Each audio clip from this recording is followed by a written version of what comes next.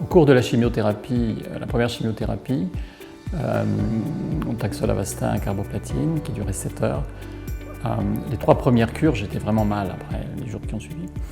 Et j'ai eu dans mon entourage l'information qu'il y avait un nombre limité de médecins acupuncteurs qui s'étaient spécialisés dans les cancéreux et qui traitaient ce qu'on appelle le syndrome main-pied, qui est un syndrome assez connu comme effet secondaire des chimiothérapies, et qui soulageait ou donnait un peu d'énergie aux gens qui étaient soumis au traitement auquel moi j'étais soumis.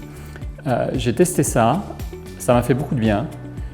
J'en ai parlé à mon médecin, au cancérologue qui me suit, et il m'a dit tous ces soins dits de support, dans la mesure où ils apportent un bien-être, une qualité de vie aux patients,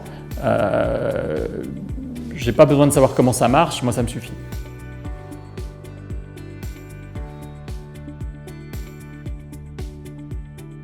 Le fait de savoir que vous avez affaire à une équipe de gens qui sont vraiment très spécialisés, qui sont à l'écoute de ce qui se fait ailleurs dans le monde concernant, dont ils peuvent s'inspirer des expériences, je pense que ça renforce considérablement l'efficacité d'un parcours de soins. Mais là encore, je suis dans une situation un petit peu privilégiée. Je pense qu'il y a vraiment beaucoup de choses à faire pour que tous les patients puissent être, j'allais dire, plus égaux dans leur parcours de soins et qu'ils aient accès en collaboration avec leur médecin traitant, en collaboration avec l'oncologue, voire avec le chirurgien, qu'ils aient accès à la médecine qui se fait aujourd'hui, qui se développe à une vitesse considérable. Il y a par exemple dans le cancer du poumon plus de 300 molécules qui sont aujourd'hui en test dans le monde. Avec la vérité c'est le test sur la personne, sur le patient. Et donc des expériences, des données qui sont sans arrêt analysées et savoir qu'on a une équipe qui est en face de vous et qui va mobiliser l'ensemble de ces informations pour essayer de trouver la meilleure solution vous concernant, je pense que c'est ça la finalité d'un parcours de soins efficace. On s'informe grâce à Internet. On s'informe grâce aux échanges qu'on peut avoir avec les médecins dès lors qu'ils ont un peu de temps à vous consacrer pour vous expliquer quelles sont les alternatives en cas d'échec de vos traitements. J'ai eu cette grande chance d'avoir dans chacune des lignes de traitement des réponses.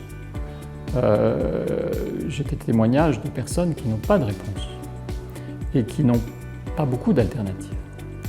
Et vous imaginez l'angoisse dans laquelle elles se trouvent. Moi, je n'ai pas eu encore à traiter cette angoisse, mais l'information que vous donne, validée que vous donne le médecin, est une information essentielle, mais c'est une information clinique. Les médecins ne sont pas forcément tous encore très à l'aise par rapport à la prise en compte globale de la personne qui est un patient. Notamment par rapport à cette association entre médecine de support, traitant de la qualité de vie, et puis traitement. Et donc là, cette approche globale, quand elle peut naître d'échanges entre praticiens dans des programmes spécifiques, vous donne des informations qui sont extrêmement utiles, qui sont extrêmement importantes.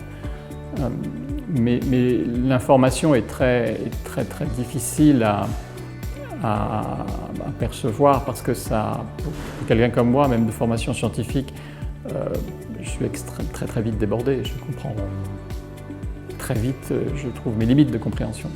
Donc j'essaie de m'accrocher à ce qui me semble important dans le combat qui est le mien.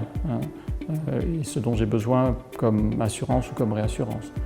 Mais l'information est une information qui, me semble-t-il, doit être prioritairement médicale, scientifique, reposant sur des exemples bien concrets.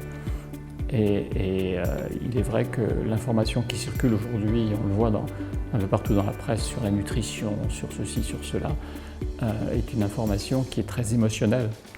Et moi, j'ai pris le parti de ne pas m'adresser à ces sources d'informations, mais je sais que nombreux patients s'adressent à ces sources d'informations. Pour vous donner un chiffre, alors ça concerne le cancer, mais ça concerne aussi toutes les pathologies, le marché des soins de support aux États-Unis est de l'ordre de 12 milliards de dollars par an. C'est-à-dire qu'on a aujourd'hui des patients qui cherchent d'autres réponses à côté des réponses que leur donnent les médecins.